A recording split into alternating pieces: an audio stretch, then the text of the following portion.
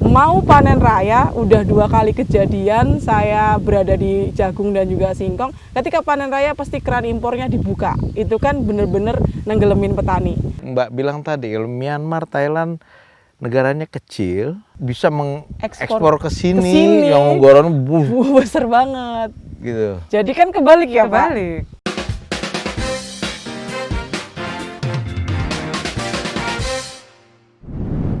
Halo kawan Ngopsdul, kali ini kita ketemu lagi di Ngopsdul Tani Nusantara. Kali ini kita lokasinya ada di Kebon Singkong, di daerah Sri Bawono, Lampung Timur. Kita menemui Mbak Iluh Pujiati dan Mas Nyoman Dolar. Nyoman Dolar, bukan Nyoman rupiah, nggak main dia rupiah katanya, Nyoman Dolar. Dan ikut juga dengan kita itu Mbak Tika Swastika Nohara. Mbak Tika ini penggemar pangan sehat, hobi nanam-nanam di rumahnya. Tapi maunya pangan harus sehat segala macam, suka ngomel-ngomel. Kalau itu gini. Nah sekarang kita bawa ke sini, tujuannya biar bisa lihat sendiri gimana sih singkong itu sampai ke piring dia di rumah. Jadi Mbak Tika kan banyak nanya juga gitu. Ya, kita langsung ke Mbak Ilu dulu ya. Mbak Ilu mau nanya nih. Mbak Ilu ini sebenarnya petani apa penggiat sosmed? Dua-duanya kali ya, Pak. Duluan mana? Duluan taninya. Oke, Karena, bisa diceritain? Iya, petani itu sebenarnya saya disekolahin, itu udah dipesenin sama Bapak untuk jangan jadi petani. Di mana sekolahnya dulu? Sekolah apa? Aku sekolahnya di bahasa Jepang. Pengennya kan kayak anak-anak sekarang, Pak. Habis kuliah ke Jepang, cuman nggak dibolehin, terus akhirnya ngelamar-ngelamar lah jadi kayak pembimbing gitu, guru ataupun LPK yang mau ke Jepang. Nah cuman kan aku total kayaknya nggak dapet apa-apa, terus akhirnya mutusin resign, pulang itu kan nggak ada kerjaan, cuman adanya pertanian, ya udah ngikutin nanam, ngikutin ini. Cuma setelah dipikir-pikir kayaknya media sosial semua sekarang di up gak di media sosial, terus kepikiran untuk nge-up video lah ke sana, terus sambil ngeliatin ketika jualan kok harganya kayak gini, pengen ngasih tahu juga ke pemerintah, ini loh keadaan di bawah itu udah ditetapin tapi kadang harganya nggak sesuai gitu, biar langsung tahu fakta di lapangan yang real tuh gimana gitu. Tujuannya itu salah satunya. Sejauh ini udah ada respon belum dengan pendekatan komunikasi kayak begitu? Belum, sejauh ini belum. Nggak didengar juga? Tidak. Udah berapa lama ber-IG? Instagram udah bareng hampir 1 tahun ini.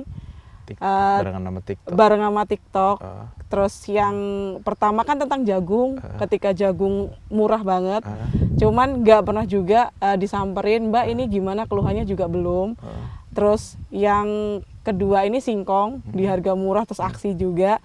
Sampai di kementerian, setelah sampai mau usul apapun juga kemarin menterinya jangan dulu gitu. Terus akhirnya pulang kirain bakalan bener-bener kayak, kan ngomongnya ada pansus ataupun staf susnya buat ngeliatin pabrik-pabrik sama lahannya juga itu nggak berjalan dengan baik, kayak ada mandeknya gitu. Sampai per hari ini juga kita susah akhirnya jualan, harganya juga kalau kita jual di lapak harganya juga murah karena lapak juga nggak berani ambil tinggi, resikonya juga dia juga tinggi, makanya kan masih muter di situ, banyak juga yang ditolak, banyak yang busuk. Nah ini pemerintah kok udah sampai tapi juga belum jalan gitu. Pinginnya tuh ketika udah sampai seenggak-enggaknya tuh bener-bener ada jalannya. Terus kita juga kasih tahu sih kita di media, kalau udah nggak ada kan biasanya kalau kita selesai udah kan Pak. Pernah waktu itu kementerian juga tanya tentang Mbak Ilu di mana aja yang ini. Untuk lengkapnya kan saya nggak tahu, biasanya cuma 1 lapak, contohnya ini kadarnya segini, ini dapat harganya ini segini. Ini komunitasnya singkong yang dimaksud? Iya, sekarang singkong. Itu segini, terus dari kementerian ngomongnya bisa nggak Mbak Ilu setiap hari laporan ke saya kan nggak dapat datanya setiap hari Pak, jadi saya bingung juga, saya gimana, saya ngasih tahu faktanya, kalau saya suruh nyariin, wah saya keliling dong, ini gimana ceritanya, terus akhirnya Ada nggak digaji ya Mbak? Iya, nggak digaji sama sekali, ke sana juga kita diongkosin, habis itu ya udah gitu kan. Nah mungkin buat Mbak Tika Bisa ngelihat tuh, dia taunya kan cuma pas yang udah di hidangan dia aja, digoreng atau dibuka kemasan gitu ya. Kemasan. Nih gimana tuh Mbak Tika? Ini perjuangannya petani ya, petani singkong kayak begitu, malah ngasih laporan malah disuruh dia ngasih mengidentifikasi persoalan, lapor ke mereka. Terus kapan bertaninya?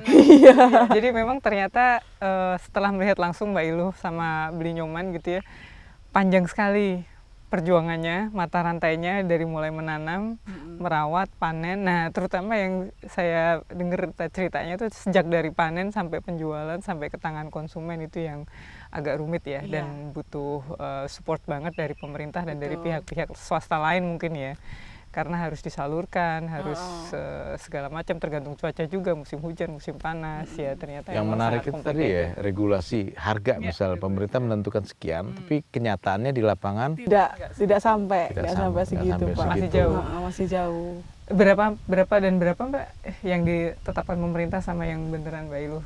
Kalau yang Singkong ya. ditetapin pemerintah kan di 1.350 Per kilo. per kilo. Tapi kalau sekarang rata-rata tuh petani dibelinya 800. Kalau setor sendiri dapatnya 960, belum nanti dipotong kulit cabut, terus sopir, terus yang mobil lahan sama mobil ke pabrik biasanya beda. Karena ini kan kalau hujan susah, makanya sendiri-sendiri itu dipotong 300-an. Jadi petani dapat 660, belum nanti dipotong modalnya lagi. Nggak nyampe setengahnya kalau 660 dari 1.300 ya. kalau dipotong modal mesti ada keuntungan nggak? Nah, itu pertanyaannya. Ya, mungkin sekitar 250.000. Masih oke. Per nunggu 9 tahun, hampir 1 9 tahun. bulan. 9 bulan ya. 9 bulan kerja sekilo dapatnya Rp250. Iya. Miris ya. Beli Nyoman gimana tuh? Udah berapa lama jadi petani? Kalau saya sendiri bertani itu dari tamat SMA. Tahun berapa tuh kira-kira? Tahun 2000, sekitar 2007-2008. Mbak Ilu tahun berapa tuh? Saya bertani sebenarnya dari kecil, Pak. Cuman kalau bener-bener pure itu kayaknya di 2020-an kemarin. Masih duluan inilah ya, yang seriusnya Beli Nyoman. Iya. Gimana ceritanya dulu dengan sekarang? Persingkongan atau perjagungan di sini ya? Kalau masalah persingkongan, ini masalah singkong dulu ya, karena harganya masih nganu. Singkong itu kita sebagai petani itu menanam, kita setor ke pabrik. Biasanya pabrik itu udah punya lahan sendiri. Nanti kalau lahannya dia pas cabut, harganya pasti murah. Karena prioritas lahan dia dulu. iya, dulu waktu dulu 2016 juga kejadian seperti ini. 2016 kita di harga singkong itu sampai Rp400. Terus penetapan harga Dolar waktu itu berapa tuh? Beli Nyoman dolar kan tahu deh. Namanya aja Nyoman dolar. Iya. kalau dolar waktu itu di sekitaran 12.000 sampai 13.000. Terus makanya 2021 di Lampung ini udah ada peraturan dari pabrik, dari pemerintah itu harga 900, potongan paling tinggi 15%. Tapi kenyataan di bawah potongannya sampai 37%. Terus ini sekarang 2024 kemarin dari bulan 9 kayak enggak permasalahan singkong ini, pinginnya petani itu potongan tetap 15% itu paling tinggi. Maksimal. Tapi sampai kita demo, ngikut aksi-aksi orang-orang itu, petani pada demo itu kemarin di lapangan di bawah peraturan 1.300, tapi sampai bawah ya tetap kita paling jual paling banter harga Rp1.000 per kilo ke pabrik. Karena ngapa? Ada repeksi aci itu, kadar acinya berapa persen sih? 17%, 18%. Belum refaksi ini, Pak, tanah juga. Oke, sekarang itu berapa persen itunya, aci itu? Aci rata-rata kalau di khusus Gunung Balak sini ketemu aci 21. Potongannya tapi masih 28. Petani kalau masalah potongan kan kita susah ngitungnya, rumit. Iya. Yang ngetes kadar acinya itu berarti di pabriknya. Kalau makanya kemarin ada demo itu ada keuntungan, ada kerugian dari petani. Keuntungannya apa? Keuntungannya kita itu nggak seperti 2016. Kalau pedagang kan pinginnya belinya semurah mungkin. Kalau nggak ada peraturan dari pemerintah, positif harga udah sampai 500 rupiah. Tapi kerugiannya dari pihak perusahaan ataupun pabrik itu, dia umur kalau nggak 9 bulan nggak mau. Terus kadar ACI di bawah 17% yang ditetapkan oleh pemerintah itu ditolak. Makanya petani udah kadang nanam nggak diterima sama pabrik. Oh, ini yang baru-baru ini berarti. Yang baru-baru ini. Terus Berapa itu kerugian petani kalau kayak gitu ya? Sampai nggak diterima pabrik gitu ya? Karena ACI di bawah 17%. Umpamanya itu ditolak itu kita kerugiannya hampir 12-an juta. 1 hektar. 1 hektar. Karena segitulah biaya tanam. Kalau biaya tanam 10 juta, kalau kita nyabut lagi kan udah lain, biaya lagi. Ya, kalau nggak dihilangin mau ganti tanaman kan susah juga. Nanti lahannya ini bongkar itu. Banyak tanaman yang tumbuh. Jadi petani singkong itu sangat tergantung pada pabrik. Perusahaan yang menyerap panenan singkongnya ini untuk diolah menjadi tepung tapioka, terus jadi apa lagi, Pak? Kalau di sini keripik, tapi karena di Lampung kan banyak yang nanam singkong. Ternyata di Sukabumi, Bogor juga banyak yang nanam.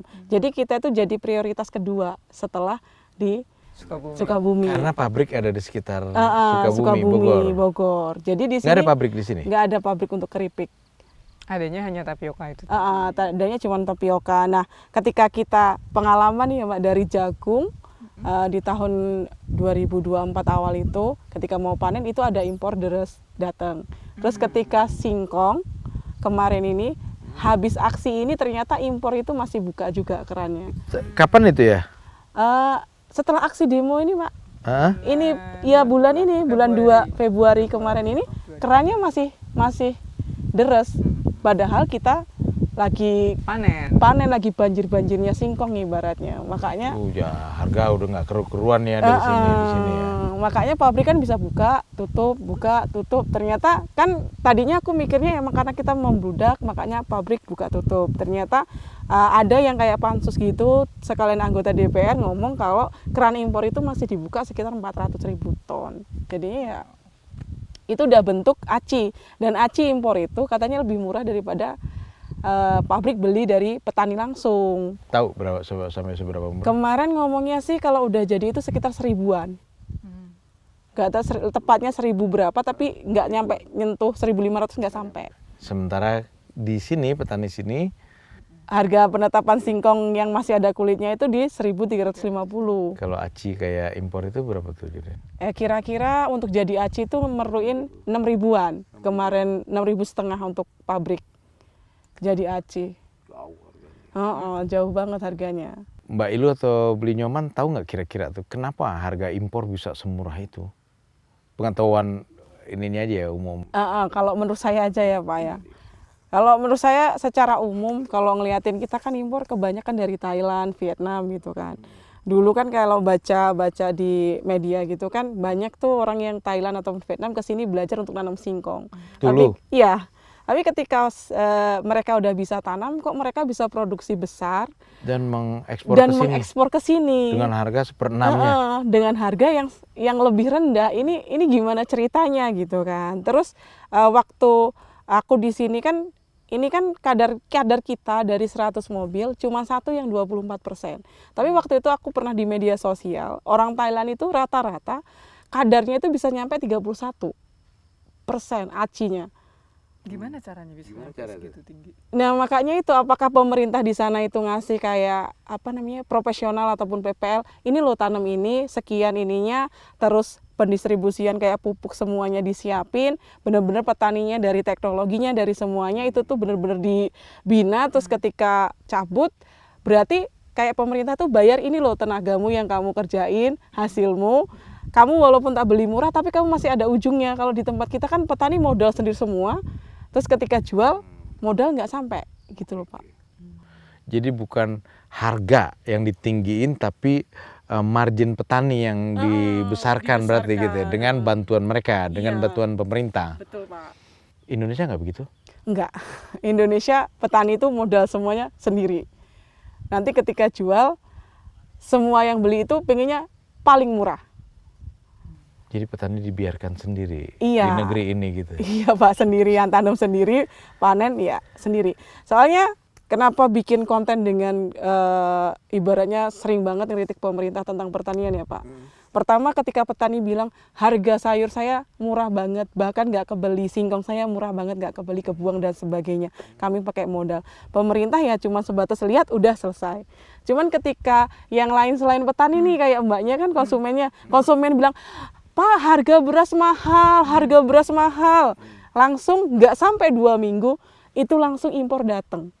Langsung semuanya masyarakatnya tuh langsung bisa beli dengan harga murah karena ada impor. Cuman ketika kita yang petani yang nanam bilang kita murah, pemerintah udah hampir 1 bulan, bahkan dari kejadian aksi itu, dari yang aksi yang di daerah itu hampir 3 bulan sampai sekarang ya kayak gini-gini. Jadi Gini punya aja gitu, sikap yang berbeda gitu pemerintah maksudnya. Iya, pemerintah Tapi beda banget. kalau konsumen teriak ketinggian, Langsung. jangan-jangan itu legitimasi importir kali ya? Iya. Nunggu kayak gitu. Kayaknya sih Pak, tapi kita nggak tahu ya Pak. Saya Itu nggak yang- tahu ini ngarang doang. Ini. Kita mah ngarang aja ya. Itu sih Pak Ya yang pokoknya yang Mbak sampaikan ini kan yang Mbak lihat langsung di yang saya lapangan. lihat di lapangan. Jangan-jangan konsumennya yang harus teriak, kami mau produk lokal gitu. Iya, mungkin itu sih. Jadi banyak ini teman-teman di komunitas itu. Tolong disuarakan Ya, gitu Mbak. Ya, menarik. Nanti kita teriak kita mau produk lokal gitu ya. Harganya? Harganya yang terjangkau, enggak? Iya, terjangkau yang penting. Oke, itu jadi tantangan paling berat ya. Heeh. Nah, kembali ke Blinyoman nih, pengalaman dari awal bertani sampai sekarang, ada nggak sih periodenya yang rasanya petani itu sejahtera, petani senang gitu? Kalau di sini saya sering mengalami seperti itu. Biasanya kalau kita tanam itu lain dari yang lain. Maksudnya biasanya orang nanam singkong semua, jagung semua, kita harus nanam singkong sendiri. Karena apa? Karena apa? Kebutuhan pabrik nggak ada bahan yang diolah, ataupun bahan untuk makanan itu kita kirim ke Jakarta, itu nggak ada, makanya harganya melambung tinggi. Jadi Blinyoman punya kemampuan menganalisa pasar. Oh, Jadi komoditas apa yang mau ditanam untuk misalnya jagung 100, jagung berapa hari ya? jagung selama 3 bulan. Taruhlah 100 hari panen gitu kan. 100 hari ke depan yang paling dibutuhkan apa gitu kan. Petani harus punya mindset seperti itu. Nah, kenyataannya bagaimana petani di sini? Kalau petani itu rata-rata, ya enggak. Kalau rata-rata petani ini harga sekarang mamanya ubi kayu ini singkong ini Mahal. tinggi, itu rata-rata nanam semua. Nanam semuanya. Nanti begitu waktu panen, 9 bulan berikutnya harganya positif turun. pasti turun. Pasti. Ah, petani kan udah pengalaman kayak gitu. Kenapa diulang lagi? Ya karena rata-rata petani itu yang lainnya seperti saya ini, lainnya itu nggak berpendidikan. Pendidikan petani itu kurang. Rata-rata yang jadi petani itu tamatan SD, SMP, SMA nggak tamat. Rata-rata yang jadi petani. Kalau udah tamatan kuliah suruh jadi petani nggak mau. Rata-rata pergi ke luar negeri mendingan. Nggak ada gitu S1, tamatan S1 jadi petani gitu di sini. Jarang, 1001 paling. Karena warisan dari orang tua, kadang Nggak mau jadi petani. nggak mau jadi petani. Itu tadi ayah orang tuanya Mbak Ilu pesan nanti kalau udah lulus kuliah jangan jadi petani gitu ya. Iya. Mungkin banyak orang tua lain di sini yang Iya, soalnya kan mikirnya pertanian tuh susah banget nanti kalau dijalanin. Nggak ada ujungnya, kamu ngapain apa? Hidup kalian akan susah gitu. Jadinya ya mending nggak usah lah jadi petani gitu. Jangan seperti ayah sama ibu gitu. Tapi kalau beli nyoman kayaknya lain ini. Iya. Makanya disebut nyoman dolar kali ya. Kalau saya kadang ini, kalau saya pribadi pinginnya peran dari pemerintah. Kita itu sebagai petani itu pinginnya dibina. Kalau kita mamanya nanam singkong, disediakan pabrik singkong. Terus kita biasanya nanam jagung. Pemerintah kan ada program dari pemerintah. Kita program dari pemerintah katanya disiapkan Gudang. gudangnya itu. Tapi selama ini program itu udah berjalan sampai 10 tahun, nggak ada di tempat kami. Apakah ada kesulitan gitu untuk membuat pabrik, investasi pabrik di sini atau gudang apa? Ada kesulitan nggak? Kalau dari pemerintah nggak ada artinya. Mestinya nggak ada. Nggak ada. Tapi selama ini kita taunya gudang dari padi, jagung. Kita bulognya di mana nggak tahu. Pemerintahnya yang siapa nggak tahu. Karena nggak apa. Pemerintah desa itu di desa masing-masing aja. Nggak ada penjelasan. Oh nanti kita setor ke bulog, di sini loh tempatnya. Itu penyuluh pertanian itu rata-rata biasanya dalam 3 kecamatan cuma 1. Itu dia ngurusin pupuk, ngurusin ini aja. Mbak, ini berbeda dengan Jawa. Iya, Satu betul. kecamatan di sini mungkin Luas, luasnya. iya, luas Kalau banget. Jawa mungkin agak Lebih kecil lahan kecil. pertaniannya. Dan juga akses jalannya ya. Iya, Di sini akses akses jalannya yang masih Ini sulit. itu berarti kurang tenaga. Tenaga pertaniannya kurang. Pinginnya petani ini setiap desa, kalau setiap desa ini rata-rata hampir 70% di desa sini pertanian. Untuk daerah yang 30% itu pemukiman. Kalau sekarang kan kemarin nih, baru aja bulan Februari kemarin ramai dibicarakan mau dibikin koperasi desa, Kopdes Merah Putih. Kira-kira gimana kalau dihadirkan koperasi Kalau desa di sini? dari segi koperasi, UMKM, terus di bidang apa namanya? Pertanian itu apa? Kelompok tani. Itu udah terbentuk Sudah ada. semuanya. Oh, koperasi desa set- juga sudah ada. Udah ada, tapi ya itu begitu kita bikin, setelah bikin di ini seperti umbi kayu ini pengolahan singkong dibikin pamannya ya kalau orang Jawa bilangnya ya lah buat produk makanan. Itu kita udah bikin, penjualannya susah. Paling satu desa ini aja ditampung udah satu desa ini nggak ada ke tempat lain, namanya kita ke Tanjung Karang. Karena apa? Harga produksi lebih mahal. Karena apa? Tenaga kerja itu kalau di sini UMR, kalau di pertanian UMR di pemerintah itu 2 juta. Tapi kalau kita cari tenaga kerja di pertanian sampai hampir 3 juta sampai 4 juta. Karena jarang. Yang suruh buruh tani ini malas. Cari tenaga kerja kekurangan kita. Sebagai petani ini cari tenaga kerja buruh tani ini kekurangan. Karena ngapa? Kita panasan, hujan kehujanan, nanti hitam kulitnya seperti saya ini, kan itu. Karena sering kepanasan, sering kehujanan itu. Berarti sebetulnya Kopdes sudah ada, Poktan sudah ada, cuma nggak berfungsi. Iya, nggak berjalan. Kira-kira kalau difungsikan lagi, Dengan memungkinkan pendekatan nggak lain kalau- kali ya. Iya, Itu mungkin ada. tadi kan persoalannya kalau nggak salah tangkap kan soal pemasaran produk salah satunya. Itu nggak jalan. Berarti ini juga jadi catatan buat koperasi desa yang baru ya. Koperasi apa? Merah Putih itu. Ada persoalan kayak gitu. Jangan cuma nama baru tapi ngulang Ngulang yang lama. yang lama. Oke. Kalau bantuan dari pemerintah, biasanya kalau umbi kayu ini komoditas yang nggak masuk komoditas pangan. Masuk sekarang nomor Sekarang dimasukin baru 2 bulan ini. Dulunya nggak masuk. Tapi jagung kita dari petani itu dapat bantuan dari pemerintah itu dapat. Oh, baru 2 aja, jagung sama padi aja. Yang dapat dari benihnya. Tapi kadang benihnya juga nggak sesuai dengan keinginan kita masyarakat yang ada di sini. Kita biasanya nggak cocok. nanamnya jenis jagung bisi sama somo.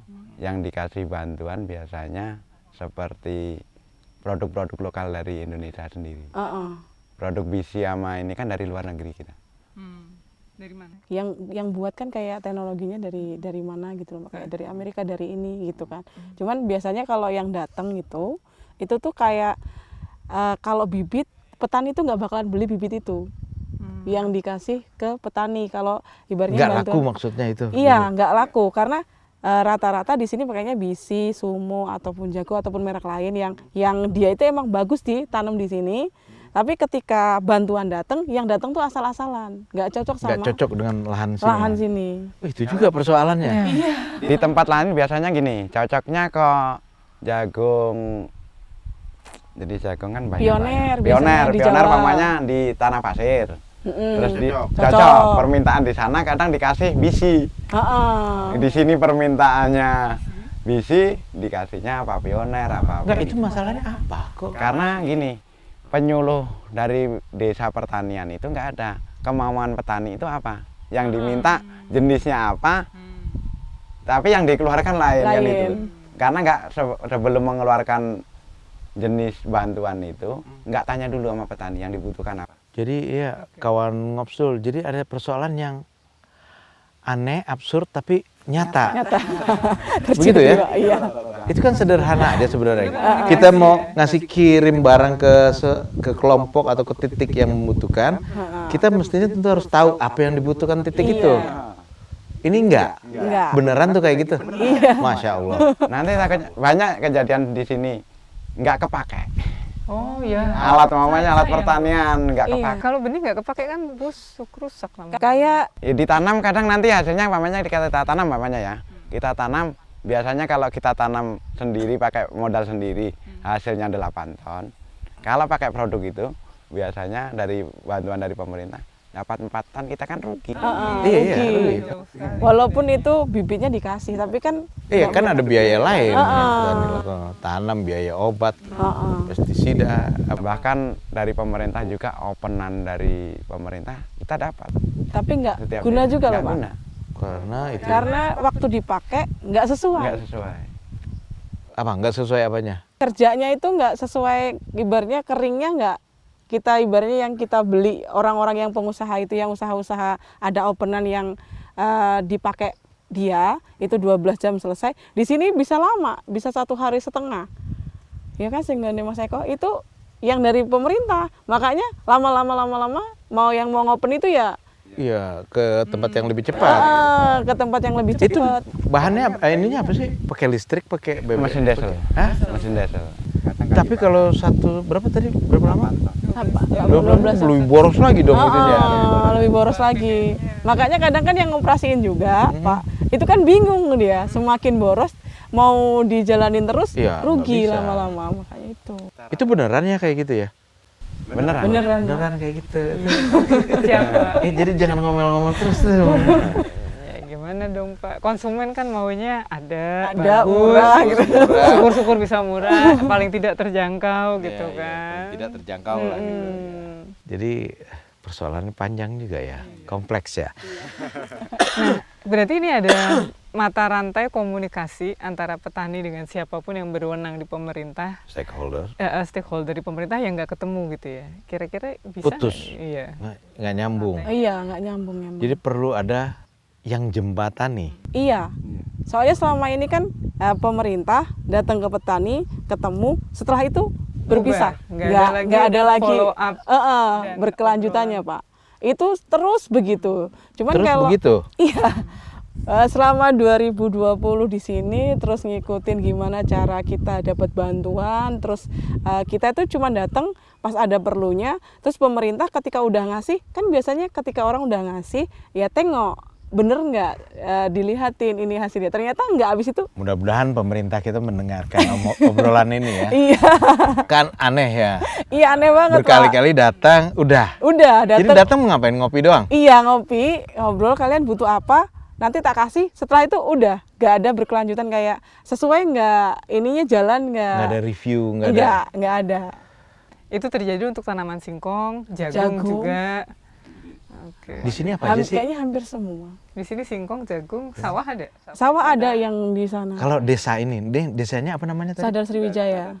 Di desa Sadar Sriwijaya apa aja? Apa aja? Padi Padi, ada, singkong, singkong, jagung. ada. Kadang labu yang tanam, tapi nggak terlalu banyak labu kuning. Kalau banyak ya langsung murah, makanya. Dia langsung murah. Kasihan banget. Pokoknya yang kemarin kan semuanya kan jagung bingung, Pak. Tanam sayuran. Kalau banyak langsung murah, berarti pemasarannya itu singkat ya, nggak luas kemana gitu ya. Kalau sayuran disebar ke Jakarta aja langsung Layu. ini, Pak. Langsung ketika di sini udah ada 10 hektar, langsung drop untuk semua Cuma jenis. 10 hektar? Iya. Langsung drop harganya. 1 hektar 10 hektar langsung drop untuk harga, langsung terjun. Harga di desa ini ya? Iya. Jadi idealnya berapa di desa ini yang aman harganya untuk biar nggak drop itu, misalnya kangkung, Kangkung. itu mestinya berapa maksimal untuk desa ini? Ini kalkulasi lapangan aja ya, Kalau kita nggak perlu ilmiah gitu, pengalaman aja. Kita dalam satu desa rata-rata cuma 6.000 penduduk. Satu desa 6.000 penduduk, oke. Lahan 6.000 untuk kakak apa penduduk? penduduk mata pilih kan sama saja. Oke, penduduk. terus? Kita kalau pamannya kita siapin lahan 3 hektar aja untuk kebutuhan di desa itu cukup.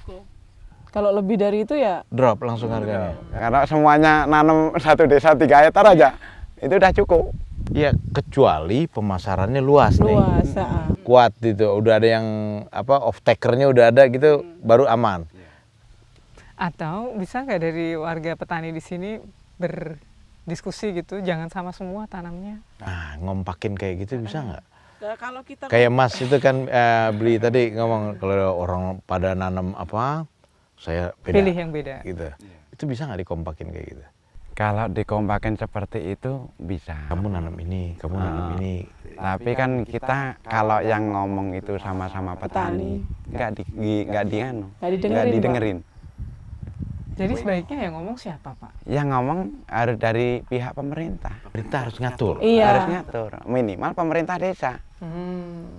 Kalau mamanya saya sebagai petani saya yang ngomong, nanti dibilang kamu ini siapa? Sama-sama petani ngomongin petani, gitu. Bahkan kalau kita punya inovasi, paling cuma tanya kita sebagai petani, mau nodok belajar sama mamanya bapak nanam singkong apapun, nanam walo, labu. Kok labunya bagus? Pak, gimana caranya nanam labunya? Cuma kan belajar materi itu seperti itu aja.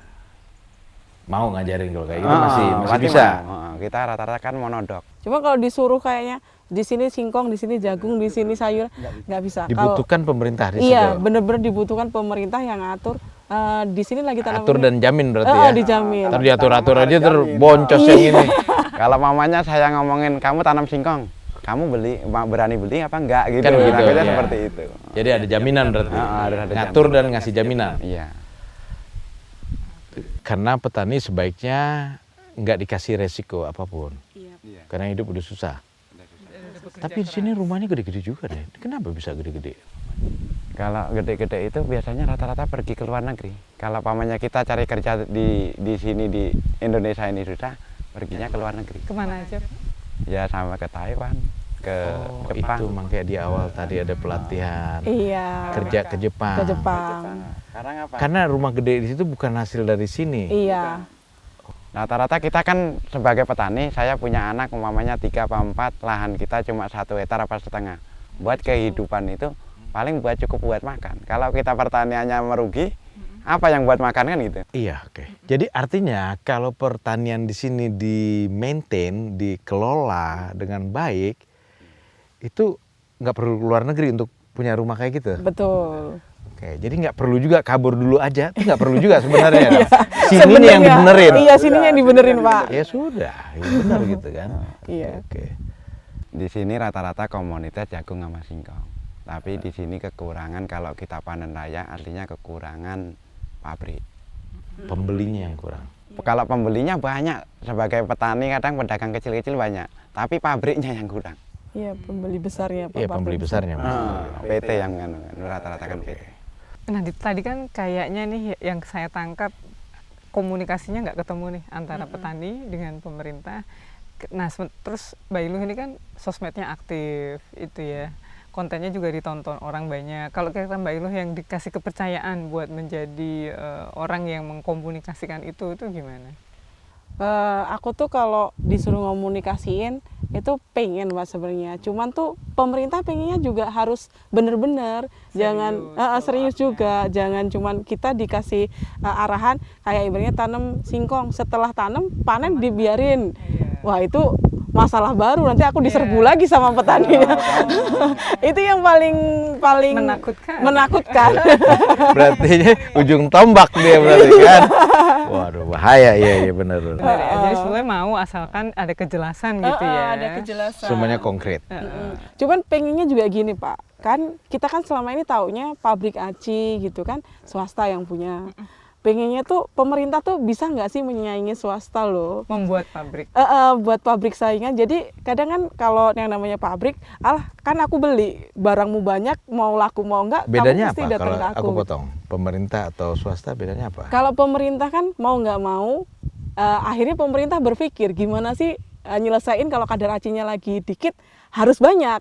Tapi kalau pemerintah nggak ada, kan dia ya itu kan urusan perusahaan. Cuman kalau dia punya perusahaan sendiri, loh ini kan harus ada yang dibenahin banyak gitu. Jadinya mulai itu, oh ternyata emang Ini harus soal dibenahin. rasa tanggung jawab. Iya. Kalau itu pabriknya pemerintah, mestinya dia bertanggung jawab, nggak sekedar bisnis aja. Iya betul. Maksudnya gitu? Betul Pak. Mudah-mudahan pemerintah Menarik ya. sekarang ini bisa mindsetnya begitu. Dan sebetulnya pabrik itu kan pasti ada bisa dihitung gitu, gimana caranya supaya untung gitu ya. Dan bisa diatur Bisa semuanya diatur, kan. iya. Nah, mestinya Ada hitungannya. untuk zonanya juga bisa, gitu, sehingga persaingannya tetap sehat, itu bisa aja. Semuanya kan bisa diatur, asal ada niat Niat. Niat baik. niat Itu baik. yang penting. Kalau saya sendiri pribadi ya, kalau mamanya disuruh megang ya, megang kendali seperti itu. Kalau kita dimodalin semuanya dari pemerintah, kita siap. Dimodalin. Dimodalin dalam pemerintah. maksudnya? Maksudnya kita kan biasanya dari saya ngomongin sampah nanam singkong semua. Nanti kan dikejar-kejar kita harus beli. Kan harus dimodalin dari pemerintah. Pabriknya disiapin. Terus kalau saya ini nggak tahu pemasaran kan dibantu juga. Oh ini harus ekspor loh ke luar negeri kan gitu. Kalau pamannya sebagai Kalau petani di full ya dimodalin oleh pemerintah misalnya, tanggung jawab petani bagaimana? Komitmen petani Ikut Pak kalau petani. Kalau pasti ngikut. pasti ngikut. Karena apa bisa pasti ngikut? Saya ini kan ya Pak ya, pengalaman pribadi. Oh, biar ini kan semuanya harus fair jadinya Iya. kan. Oke. Pengalaman pribadi sejauh yang saya tahu nih Pak, keliling gitu. Kalau petani disuruh besok kumpul disuruh Pak Lurah jam 7, datang jam 7 Pak. Nggak ada yang namanya nanti dulu aku kurang ini, nggak langsung. Bahkan petani itu seneng banget kalau disuruh Pak Lurah walaupun nggak dapet apa-apa ya pokoknya datang. Oh tadi Lurah manggil aku gitu. Oh Lurah ngasih tahu ini. begitu? Iya langsung percaya apa yang dia omongin. Oke, jadi pertanyaan saya tuh nggak relevan tadi ya Iya. buat masyarakat di sini. Keren. Kalau di masyarakat di sini setahu saya gitu Pak, kalau dipanggil Pak Lurah aja cuman dipanggil besok kumpulan ya, kenapa Pak Lurah yang manggil, atau besok Pak Lurah mau ke sini, oh mau apa nih ya, gimana ya, kumpulnya berapa, semuanya pada kumpul. Oke, tawaran beli nyoman itu untuk di sini rasanya Masuk Pak. masuk, Heeh. bisa ya. kalau petani itu kalau kita mindset Beneran ya, ini tanggung beneran jawab loh beneran. ya, dari- Kalau mamanya gini, kita biasanya petani nggak punya modal. Yang modalin pamannya sampan bapak ini sebagai pedagang. Kita pinjem duit dari bapak. Ah, Positif nanti kalau kita jual positif ke bapak, nggak mungkin ke mbaknya Mbak Iloh gitu, nggak mungkin. Makanya kalau kita nyuruh nanam petani, tapi kalau saya swasta, mindset saya tengkulak berarti, Iya. Iya. neken serendah-rendahnya. Rendah-rendahnya. Tapi kalau saya pemerintah, saya punya tanggung jawab, nggak boleh serendah-rendahnya, harus sesuai hitungan dan hitungan. jadi regulasi pemerintah, karena saya yang jagain. Bukan tujuannya bukan keuntungan tok. keuntungan Mbak Iya, Gitu. untuk mensejahterakan petani. Kalau lah, pemerintah. masyarakat, ya. Oke, semoga ya pemerintah kita mendengarkan ini atau departemen terkait mendengarkan ini, Bener Pak. karena sayang ya, ini lahannya bagus ya, Bagus Pak. Iya, bagus bagus. ya, dataran lagi Ya gitu. dataran, bukan yang susah gerundel-gerundel, tapi kita Iya, kalau untuk akses tanam, sebenarnya oke, oke. tinggal dibenerin aja, Iya, sehingga biayanya bisa lebih murah. iya bener Pak. Kualitas singkongnya gimana Mbak di sini? Kalau di sini bagus Mbak. Ibaratnya di tanah pasir di Mesuji itu rata-rata bisa ditolak. Kalau di sini jarang yang ditolak. Karena emang bahkan orang Mesuji sendiri bilang gini, di sini bisa sebesar tangan saya ini, di Mesuji paling mentok segini saya. Enggak. Kalau boleh tahu, bagus itu standar pabrik siapa? Pabrik apa? Hampir semua yang di sini, Semua pabrik. Pak. Sampai pabrik besar gitu juga? Iya, Sampai ke Jakarta. sampai ke menginginkan Jakarta ya dari Seperti sini, Pak. mbaknya ini suka kon apa? Keripik kita Enggak, lah apa-apa bukan gitu. ini pengolahan dari pertanian. Ini kita kirim ke tempat ke Jawa juga bisa. Ini sampai ke Jawa. Tapi jenis singkongnya kan umuran 9 bulan, 8 bulan. Gitu. Makanya kalau mamanya kita ini dari singkong ini kan nggak pakai pupuk kimia. Selama ini nggak pakai pupuk kimia. Iya. Oh, ini Kimianya enggak? sebagian. Kohe Pak. Pakai Ini kohe, pure kohe Ini aja. anti kohe nih. Pestisida? Pakai kalau ini pakai untuk rumput. Gulma. Gulma aja. rumput. Ah. Oh, oke. Kan kemarin nggak ada subsidi. Jadinya petani kalau nggak dikasih subsidi pasti cari yang lain Pak. Karena nggak ada subsidi. Nggak ada subsidi. Oke. Ada lagi? Sudah? Mbak, ada lagi yang mau disampaikan? Mumpung Boleh silakan ke kamera yang itu. Kalau saya pribadi pengennya ketika impor jangan sampai ketika petani itu panen raya. Mungkin kalau petani lagi nggak tanam silahkan impor, tapi ketika mau panen raya udah 2 kali kejadian saya berada di jagung dan juga singkong. Ketika panen raya pasti keran impornya dibuka. Itu kan bener-bener nenggelemin petani.